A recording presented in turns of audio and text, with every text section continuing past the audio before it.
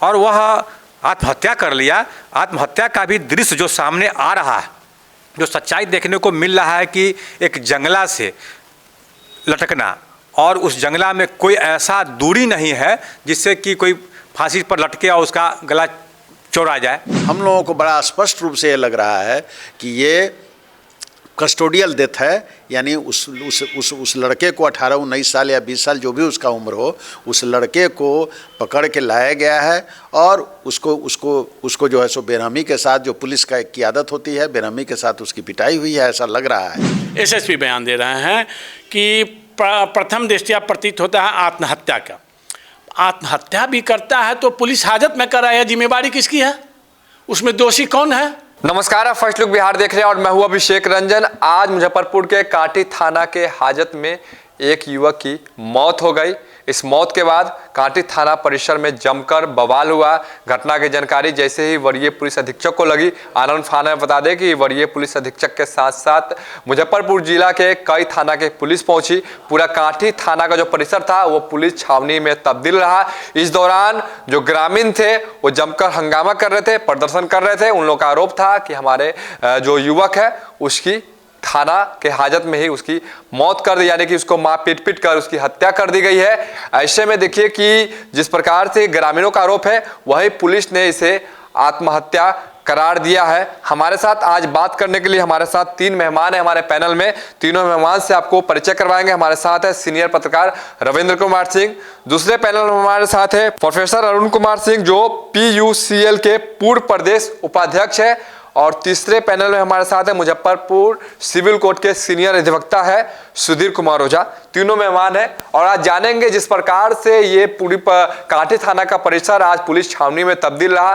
ग्रामीण जमकर हंगामा प्रदर्शन करते रहे, पुलिस पर ही हत्या का आरोप लगा है। हालांकि पुलिस ने कहा है कि ये आत्महत्या है। पुलिस अब जांच करके थाना प्रभारी सहित 3 पुलिसकर्मी को निलंबित कर दिए हैं। रविंद्र कुमार सिंह से जानते हैं, सर कैसे देख रहे हैं इस पूरा घटना को? सर देखिए, जिस तरह से घटना देखने को मिला है, जो दृश्य दिखाई दे रहा है कि युवक किस तरह से मतलब ऊपर से लटका हुआ है, उसमें कुछ गमछा या कुछ ढंग का है जिसमें लटका हुआ, लेकिन पैर उसका मुड़ा हुआ है।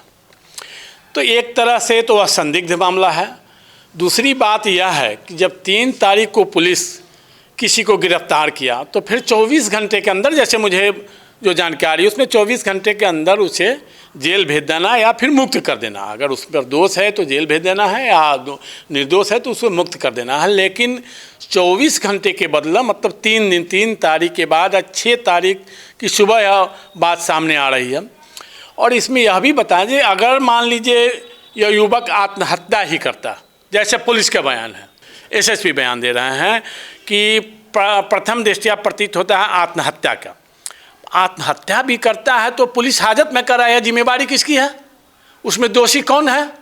अगर पुलिस में हाजत की क्या व्यवस्था है जो पुलिस हाजत में कोई जैसा आत्महत्या कर लेता है? अगर एक चीज़ और आपको बता दें, अगर वो आत्महत्या करता है तो आप डॉक्टर तो है नहीं जो टंगा देख करके आप जान गए जिसकी मौत हो गई और उसके परिजन को सूचना देते हैं। सबसे पहले आपका यह दायित्व बनता है कि आप उसे अस्पताल ले जाए। अस्पताल में डॉक्टर उसको मृत घोषित करेगा या फिर अगर बचा हो तो दवा उसका चल सकता है। लेकिन उसको पहले पुलिस कैसे जान गई कि यह मृत हो चुका है? इसमें कहीं न कहीं पुलिस की भूमिका काफ़ी संदिग्ध है। इसमें जांच होनी चाहिए। जैसे जो चर्चा आई है उसमें यह बताया गया है कि न्यायिक जांच की भी बात हो रही है, तो निश्चित उसमें इसमें न्यायिक जांच होनी चाहिए। ऐसे मुद्दे पुलिस पर बार बार उठते रहते हैं और पुलिस पर यह आरोप लगता रहता है कि इससे पहले भी नगर थाना के हाजत में एक बहुत पहले की बात है जो एक मौत हुई थी और मनियारी का शमकोन पांडे थे, उनकी मौत हो गई थी। उसमें भी मामला आया था तो पुलिस की पिटाई से मौत हुई है। जब बार बार रूनी सैदपुर में एक माली नेता की हत्या हुई थी, मतलब माली नेता की मौत हुई थी, उसमें भी यह जानकारी मिली थी कि पीट करके हत्या कर दी गई थी। यह पुलिस पर आरोप लगता रहता है। तो आखिर जब यह पुलिस पर आरोप लगता है तो हाजत की इस तरह की व्यवस्था क्यों नहीं होती है कि इस हाजत में इस तरह की घटना नहीं हो? यह कहीं न कहीं पुलिस की लापरवाही है, पुलिस की अकर्मण्यता है। और पुलिस जैसे नौकरशाह अभी हावी हो रहा है, इस तरह से पुलिस भी उस नौकरशाह में शामिल है। जो पुलिस का रवैया कहीं से सही नहीं है। प्रोफेसर अरुण कुमार सिंह है, कैसे सर इसको देख रहे हैं, मानवाधिकार की अगर बात करें तो कैसे इसको देख रहे हैं?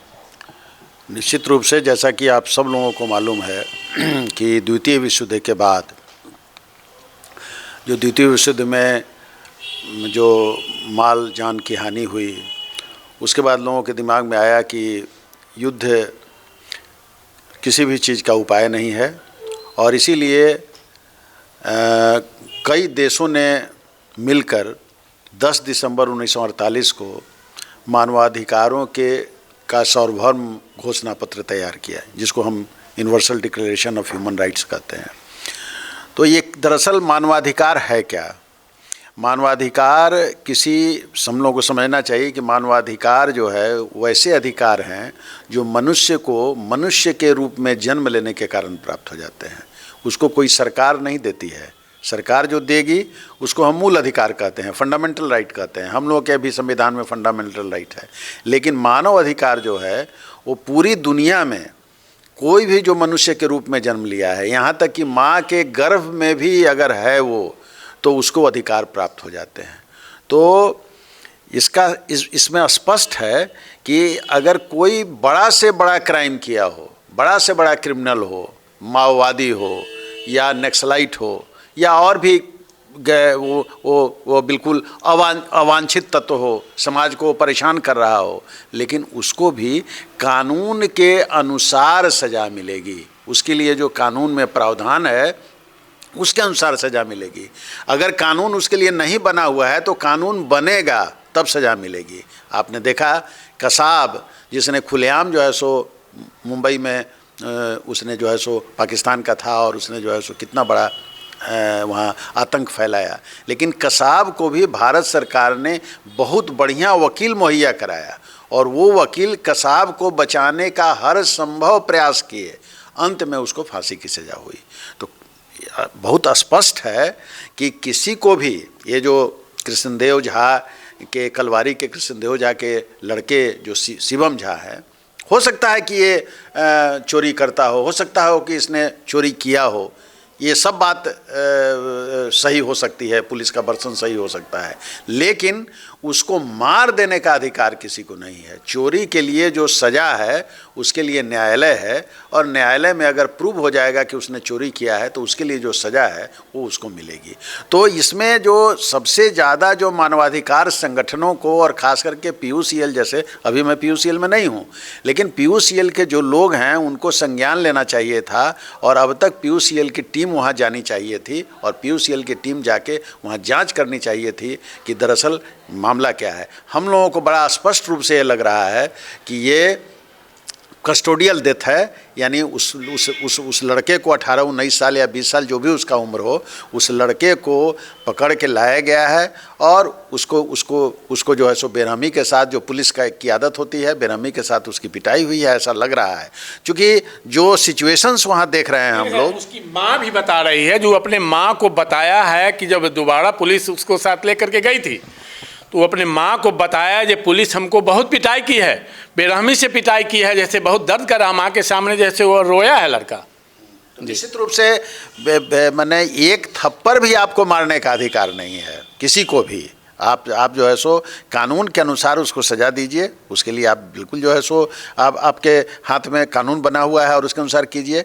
और उसको चोरी की जो सज़ा है उस पर ज़्यादा हमारे जो यहाँ वरिष्ठ अधिवक्ता हैं वो बताएंगे कि अगर कोई चोरी किया हुआ है तो उसको जिस तरह से जो हम लोगों को पता है कि उसको तो अब अवेलेबल वो सेक्शन हो गया हुआ है और उसको थाने से ही बेल मिल जाने की बात होती है। तो कहने का मतलब ये है कि बहुत ही सीरियस मैटर है ये, और पुलिस की जाती, चूँकि पुलिस की अभिरक्षा में किसी की हत्या हो जाए तो ये निश्चित रूप से बहुत ही घृणास्पद और दुखद है।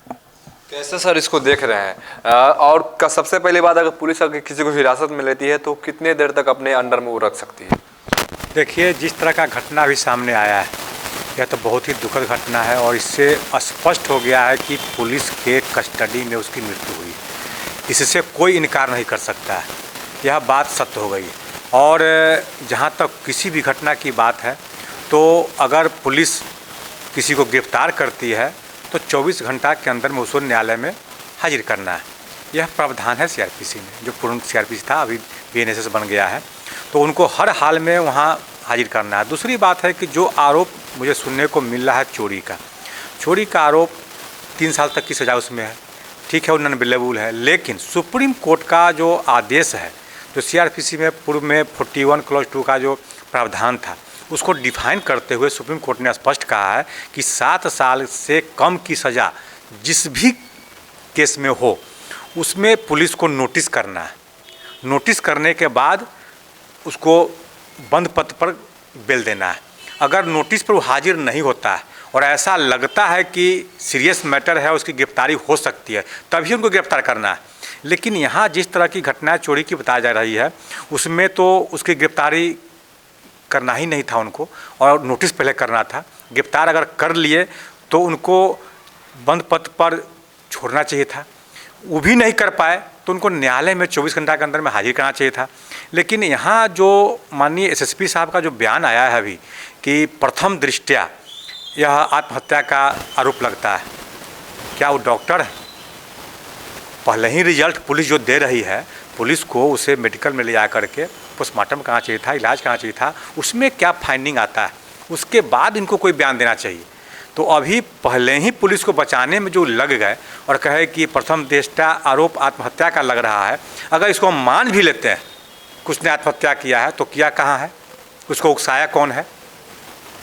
आत्महत्या करने को उकसाने का भी आरोप लगता है तो भी एक जघन्य आरोप है और उसमें भी सज़ा है। तो कोई आदमी हाजत में है, पुलिस के कस्टडी में है, पुलिस के अंदर में है, और वह आत्महत्या कर लिया। आत्महत्या का भी दृश्य जो सामने आ रहा है, जो सच्चाई देखने को मिल रहा है कि एक जंगला से लटकना, और उस जंगला में कोई ऐसा दूरी नहीं है जिससे कि कोई फांसी पर लटके और उसका गला चौड़ा जाए। तो प्रथम दृष्टया, जैसे एसपी साहब कह रहे हैं, वैसे प्रथम दृष्टया जिस तरीक़े से मैं देख रहा हूँ, मैं भी डॉक्टर नहीं हूँ, लेकिन मुझे आत्महत्या तो लगता ही नहीं। लग रहा है जो आरोप उसकी माँ लगा रही है कि उसके बच्चे ने उसे बताया कि मारपीट किया गया है, तो मरने से पूर्व अगर किसी व्यक्ति ने कोई बात बताता है तो न्यायालय भी उसे अक्षरशः सही मानती है कि वह झूठ नहीं बोला होगा। तो अभी जो आ रहा है उसकी माँ का बयान कि उसने बताया कि उसके साथ मारपीट किया गया पुलिस के द्वारा, तो ऐसा लगता है कि जब मारपीट के दौरान उसकी मृत्यु हो गई हुई तो इसको आत्महत्या का रूप देने में लोग लग गए। अगर आत्महत्या का रूप देते भी हैं तो इन सभी पुलिस पदाधिकारी जो वहाँ पर मौजूद थे, जो ड्यूटी में थे, उन पर एफआईआर सर्वप्रथम एसएसपी को करना चाहिए। 3 पुलिस का थाना प्रभारी सहित 3 पुलिसकर्मियों को सस्पेंड किया गया फिलहाल। ये विभागीय काम है, लेकिन जिसकी हत्या, जिसकी मृत्यु हुई है, तो उस पर तो प्रथमतः उनको एफआईआर करना चाहिए। पहला काम उनको इन तीनों पर, वह खाना पूर्ति कर रहे हैं सस्पेंशन करके, फिर सस्पेंशन तोड़ देंगे, लेकिन उनको पहला चाहिए कि उस पर एफआईआर करना। उसके बाद अनुसंधान होता, अनुसंधान में पाया जाता कि इनकी दोष नहीं है तो बड़ी बात है उससे। लेकिन अनुसंधान बिना किए, बिना एफआईआर किए, और आप वक्तव्य दे रहे हैं, पुलिस को बचाने का कार्य कर रहे हैं, यह घृणित प्रयास है। और इसको जिस तरह से वहाँ का जनता उबाल कर रहा है, आक्रोश है, यह आक्रोश कहीं आगे न बढ़ जाए, इसलिए इस पर स्वतः हमको डीआईजी एसपी से यह कहना चाहता हूँ आपके माध्यम से कि सबसे पहले उन लोगों पर एफआईआर दर्ज करें, अनुसंधान करें, और उसके तहत जो आता है सच्चाई कार्रवाई करें। बिल्कुल। और सीनियर पत्रकार रविंद्र सिंह जी है। पुलिस का कहना है कि पुलिस अब जो है, जो आगे की कार्रवाई है, पुलिस अब जाँच करेगी, पोस्टमार्टम का रिपोर्ट आएगा, एफएसएल की टीम जाँच कर रही है, उसके बाद आगे फिर कार्रवाई की जाएगी। देखिए, जैसे अभी बड़ी अधिवक्ता सुधीर कुमार ओझा जी ने बताया कि सीनियर एसपी का बयान आया है कि प्रथम दृष्टया यह आत्महत्या का मामला प्रतीत होता है। तो शुरू में ही, मतलब जो इनका भी तर्क है, जो शुरू में ही यह बयान दे करके उसको संदिग्ध कर दिए, बगैर अनुसंधान के वह संदिग्ध कर दिए, जबकि उसकी माँ कर रही है जो उसकी पिटाई हुई है। और यहाँ तक कि पुलिस, देखिए ना, मैं शाबाशी देना चाहता हूँ, शाबाशी की धन्यवाद देना चाहूँगा जो यहाँ के जो पूर्व मंत्री है इंजीनियर अजीत कुमार को। जब वो घटना की जानकारी मिलती है, जब वो यहाँ जाते हैं, लोगों से पक्ष रखते हैं, लोगों का सुनते हैं, पुलिस से सुनते हैं, उसके बाद पुलिस के एक डीएसपी उनसे बकझक करने लगते हैं। तो पुलिस तो इस तरह से अराजक हो गई है, वहाँ यह बताया जाता रहा है कि पुलिस ने यह शब्द मतलब वहाँ ये कर दिया, जो आखिर कौन नेता आ गया। अरे भाई, नेता है जब उनके क्षेत्र की जनता है तो जाएंगे ही, शाबाशी के योग्य तो हैं ही, जबकि वहाँ विधायक नहीं गए लेकिन पूर्व मंत्री हैं, पूर्व विधायक हैं, वो वहाँ गए हैं तो सुनने का अधिकार उनको है। जो जनता है, जनता की समस्या को लेकर गए तो उनकी की बात को पहले पुलिस को सुनना चाहिए, उसके बाद उनसे बकझक करना चाहिए। तो पुलिस की स्थिति तो कमोबेश यही है। रह गई बात अनुसंधान की, तो जैसे वरीय अधिवक्ता सुधीर ओझा जी ने बताया कि पहले प्राथमिकी दर्ज किया जाना चाहिए। जो थानाध्यक्ष है, चाहे जिन पुलिसकर्मियों पर आरोप लगाया है, जिनको हाजत की सुरक्षा की जिम्मेवारी है, उन पर पहले FIR दर्ज किया जाना चाहिए। उसके बाद अनुसंधान में उन पर भी कार्रवाई हो। जहाँ तक दोषी तो है, दोषी इसलिए है कि पुलिस हाजत में मौत हुई है। अगर आत्महत्या किया तो आत्महत्या के लिए उकसाया किसने, आत्महत्या किया तो उसको मतलब जो जिस मोफलर में वो अपने को टांग लिया है वो मोफलर दिया किसने। जब उसको ठंड लग रही है तो सुरक्षा के लिए आप मोफलर दे रहे हैं, और जो आप आत्महत्या कर रहे हैं तो आप उसे नहीं देख रहे हैं। इसमें संदिग्ध मामला है। हो सकता है जो पुलिस भी हत्या करके टांग दी हो, इससे इनकार नहीं किया जा सकता, लेकिन ये अनुसंधान का विषय है। मैं नहीं इसको प्रमाणित कर सकता हूँ कि जो पुलिस हत्या करती है, लेकिन मामला संदिग्ध है। पुलिस लगातार पुलिस पर यह जो आरोप लगते रहते हैं उस पर वरीय पदाधिकारी को सोचना चाहिए, सरकार को भी सोचना चाहिए, चाहे DGP स्तर के जो हैं, बड़े स्तर के IAS और जो IPS हैं, उन लोगों को सोचना चाहिए कि पुलिस को एक प्रशिक्षण दे। आखिर पुलिस पर बार बार इस तरह के आरोप क्यों लगता है। मानवाधिकार आयोग को भी इस पर स्वयं से जैसे एक्शन लेना चाहिए, ताकि इस तरह से आगे की कोई कार्रवाई नहीं हो, पुलिस इस तरह से अराजक नहीं हो और आम लोग पुलिस पर भरोसा करें। पुलिस का यह रवैया हो कि आम लोग पुलिस पर रवैया मतलब भरोसा करें, न कि पुलिस पर अविश्वास करें और पुलिस के विरुद्ध लोगों में आक्रोश भर के, जिस तरह से आज आक्रोश लोगों को देखा गया, तोड़फोड़ लोगों ने किया, जो दृश्य दिखाई दे रहा है, तो यह आक्रोश आगे नहीं बढ़े, इसके लिए ठोस और गंभीर निर्णय लेना चाहिए बड़ी अधिकारियों को। क्या कहेंगे प्रोफेसर साहब इस पर? देखिए, ऐसा है कि जो कस्टोडियल डेथ है वो किसका होता है, वो बिहार हो या फिर दूसरे हिंदुस्तान के दूसरे प्रदेश हों, ये कस्टोडियल डेथ में 99% गरीब लोगों को, गरीब लोग पुलिस अभिरक्षा में मारे जाते हैं। ये भी एक सच्चाई है, क्योंकि आप संभ्रांत लोगों को, जो पैसे वाले हैं, जो संभ्रांत हैं, जो वाइट कॉलर प्रोफेशन में हैं, उनको आप पकड़ के थाने में नहीं बंद कर सकते हैं, क्योंकि उनके पैरवीकार, उनके लोग, समर्थक तुरंत आपके पास पहुंच जाएंगे, बड़े बड़े लोगों की पैरवी पहुंच जाएगी और अंत में उनको आपको जो है सो कम से कम ठीक है आप उनको जेल भेज सकते। जेल हाजत में भी लाया जाता है, अगर कोर्ट भी ले जाया जाता है तो वो ऐसे लोगों को VIP सुरक्षा में लाया जाता है। लेकिन जो आम लोग है, आम लोग जो है हिंदुस्तान का, जो गरीब है, उसकी सुरक्षा कौन देगा। जब स्टेट ही, अगर राज्य ही ये इस बात पर उतारू हो जाएगा कि हम एक छोटी छोटी सी बात पर हम उसको कस्टडी में लाके और उसकी मौत हो जाएगी और वो भी संदेह के घेरे में हो जाएगा। क्योंकि अगर फांसी भी, अगर उसने फांसी भी लगाई है तो ये कैसे हुआ, क्योंकि ये भी एक बहुत बड़ा मामला है कि कोई आदमी पुलिस अभिरक्षा में फांसी कैसे लगा सकता है। तो ये भी एक मुद्दा है, उस पर भी वो जो पुलिस के जो पदाधिकारी हैं उन पर एक्शन होना चाहिए, इसलिए कि आप उसकी सुरक्षा आप उसको नहीं दे पाए और उसने सुसाइड कर लिया। मुजफ्फरपुर के SSP सुशील कुमार का कहना है कि पुलिस के लापरवाही के कारण मौत हुई है, इसीलिए कार्रवाई की गई है। नेचुरली अगर लापरवाही के कारण हुई है तो FIR होना चाहिए। अगर कोई इस तरह की घटना घटी है तो अभी तो सबसे पहला, बहुत अच्छा वरिष्ठ अधिवक्ता जी ने कहा, ओझा जी ने, कि भाई सबसे पहले किसी पर क्या है, अगर कोई इस तरह का कोई काम करता है तो उस पर FIR होता है। आप FIR कीजिए, उसके बाद अनुसंधान कीजिए, और अनुसंधान भी पुलिस कैसे करेगी, क्योंकि पुलिस के लोग इन्वॉल्व हैं, तो नेचुरली ये अनुसंधान CID को या CBI को दिया जाना चाहिए, या सबसे अच्छा तो ये है कि कोई रिटायर्ड जज हों, जो सिविल जज हों, जिला स्तर के जज हों, उन लोगों को किसी को जांच के लिए दिया जाना चाहिए, ताकि एक गरीब आदमी, एक सामान्य परिवार का आदमी को न्याय पर विश्वास नहीं हटे। ये सबसे बड़ा है कि जस्टिस जो है वो, उस पर से अगर लोगों का विश्वास खत्म हो जाएगा तो अराजक स्थिति पैदा हो जाएगी। हम लोगों को, जो हम लोग इस तरह के जो सोच वाले लोग हैं, जो मानवाधिकार के लिए लड़ते हैं, उन लोगों को सबसे ज़्यादा हम लोग इस बात के लिए चिंतित होते हैं कि कहीं आप ऐसी स्थिति न बना दें कि अराजक प्रदेश में अराजक देश ये बन जाए, ऐसा नहीं होना चाहिए। लोगों को कानून पर विश्वास होना चाहिए, भरोसा होना चाहिए, और लोगों को ये लगना चाहिए कि अगर हम पुलिस अभिरक्षा में गए हैं तो हम वहाँ सुरक्षित हैं, और आप करते भी हैं वैसा। लेकिन यहाँ पर क्यों ऐसा किया गया है, जो प्रथम दृष्टिया जो तो साफ लग रहा है कि साहब इसमें कुछ न कुछ दाल में काला जरूर है। हालांकि इस मामले का जांच तो पुलिस ही करेगी, क्या लग पा रहा है कि मामला का जो जांच है वो पूरी तरह से निष्पक्ष हो पाएगा? देखिए, सबसे पहले तो एसएसपी साहब को जब से आए हैं, लगभग मैं समझता हूँ कि 4-5 साल 10 साल से कोर्ट के कई ऐसे आदेश हैं जिसमें BW, NBW, 82, 83 हो चुका है और कंप्लाइंस नहीं हो रहा है। इसमें इनको गिरफ्तार करने का इतनी हड़बड़ी क्या थी? उनके थाने में, कई थाने में कोर्ट का आदेश लंबित चल रहा है, जिसमें BW, NBW, 82, 83 लंबित है।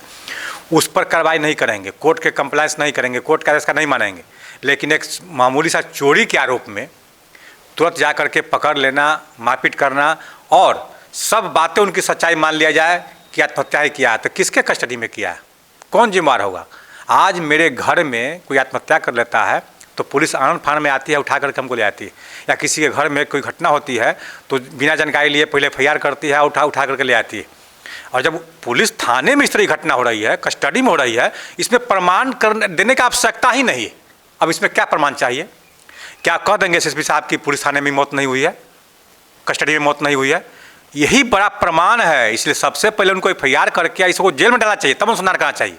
निलंबित करने से नहीं काम चलेगा। और उनको ऐसे सारे थानेदारों को एक मीटिंग बुला करके, जहां कोर्ट के आदेश का अवहेलना हो रहा है, कंप्लाइंस नहीं हो रहा है, गिरफ्तारी नहीं हो रही है, उस पर कार्रवाई करे। यहाँ ना कोई वारंट है, ना कुछ है, पकड़ ले, मारपीट किए, आत्महत्या कर लिया। तो इस सब पर जब तक पुलिस नहीं सोचेगी तो पुलिस पर से विश्वास जनता का जिस तरह से उठ रहा है, आप पुलिस को जिस तरह से खदेड़ के लोगों ने मारना शुरू किया है। पहले का ज़माना था कि पुलिस अगर गांव में आ गया या वर्दी कोई देख लिया तो डर लगता था और प्रतिष्ठा का भी भय होता था। आज सब क्यों समाप्त हो रहा है? वह पुलिस के इस क्रियाकलाप से। इसलिए इसको पुलिस को सुधारना चाहिए। व्यवहार तो सही नहीं है, इसके साथ साथ उनका क्रियाकलाप इस तरह का आ रहा है जिसमें लोगों का विश्वास उठते जा रहा है। थाना में जब गरीब लोग जाते हैं आवेदन लेके, अगर कोई पैरवीकार नहीं है तो उनको डांट फटकार के ही भगा दिया जाता है। कहा तो जाता है कि हम मेल से, हम व्हाट्सअप से उन पर भेजेंगे रिटेन, और उनको FIR लेना है। फर्स्ट इन्फॉर्मेशन रिपोर्ट, FIR का मतलब ही होता है। उसके बाद अनुसंधान इन्वेस्टिगेशन होता है। लेकिन आप मेल तो छोड़ दीजिए, डाक से छोड़ दीजिए, जा करके भी कोई आवेदन देते हैं तो ये लोग जल्दी FIR नहीं लेते हैं। जिसमें इनका इंटरेस्ट नहीं जगता है उसमें काम नहीं करते हैं। बहुत सारे ऐसे उदाहरण है। इसलिए इस घटना से नए SSP आए हैं, उनको सबक लेना चाहिए और सुधार की ओर ध्यान देना चाहिए। बिल्कुल। तो देखिएगा, जिस प्रकार से मुजफ्फरपुर के कांटी थाना की जो हाजत है उसमें एक युवक की मौत हो जाती है। इस मौत के बाद जो है ग्रामीण काफ़ी ज़्यादा उग्र हो जाते हैं, थाना पर जमकर जाकर प्रदर्शन करते हैं, तोड़फोड़ करते हैं। जैसे ही इसकी जानकारी वरीय पुलिस अधिकारी को लगती है, आनन फानन में SSP सुशील कुमार, ग्रामीण SSP विद्यासागर, इसके साथ ही बता दें कि मुजफ्फरपुर जिला के विभिन्न थाना के पुलिस जो है वो कांटी थाना में पहुंच जाती है परिसर में, और पूरा कांटी थाना परिसर जो है पुलिस छावनी में तब्दील हो जाता है। घंटों तक ग्रामीण और पुलिस के बीच में बकझक होता है, बातचीत होती है, और कई घंटा के बाद, लगभग 3 से 4 घंटा के बाद मामला जो है वो ठंडाता है। तब तक लोग जो है, ग्रामीण जो है वो कार्रवाई की मांग करते रहते हैं कि जिस प्रकार से युवक की मौत हुई है उस प्रकार से थाना प्रभारी पर FIR हो, उन पर हत्या का मुकदमा दर्ज हो। इसको लेकर लगातार ग्रामीण मांग करते रहते हैं। वहीं बता दें कि पूर्व मंत्री इंजीनियर अजीत कुमार, उनको जब सूचना मिलती है कि इस प्रकार से कांटी थाना क्षेत्र अंतर्गत कलवारी गांव का एक युवक का थाना के ही हाजत में मौत हो जाती है, जिसके बाद वो भी आनन फानन पहुंचते हैं और काफ़ी देर तक वो भी ग्रामीण को भी समझाते हैं। इसके साथ साथ पुलिस से भी कार्रवाई की मांग करते हैं कि थाना प्रभारी पर कार्रवाई हो। और देखिए कि अब मामला हालांकि ठंडा गया है, लेकिन ग्रामीण जो है वो अभी भी पुलिस के जो थाना प्रभारी है इसके साथ है और पुलिसकर्मी उस पर कार्रवाई की मांग कर रहे हैं। बने रहिए फर्स्ट लुक बिहार के साथ, आगे भी खबरों के लिए। तब तक के लिए नमस्कार।